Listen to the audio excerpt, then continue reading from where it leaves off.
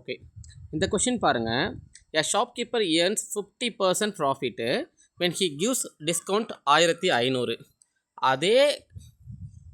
அதே ப்ராடக்ட்டு 1200 நம்ம டிஸ்கவுண்ட் கொடுக்கும்போது அவனுக்கு ப்ராஃபிட் வந்து 65% கிடைக்குது.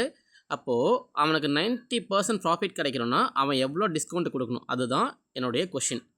இப்போது சிபி, எஸ்பி, எம்பி, ஓகேவா?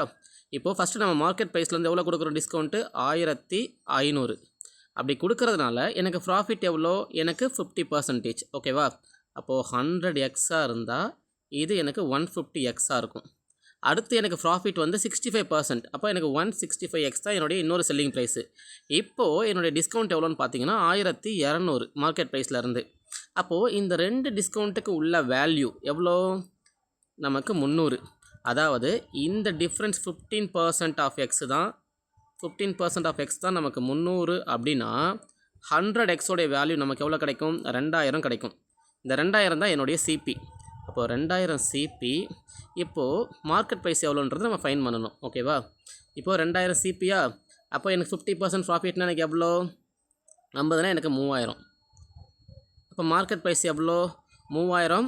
அதுலேருந்து ஒரு 1500 போச்சுன்னா எனக்கு 4500 என்னுடைய மார்க்கெட் ப்ரைஸ்.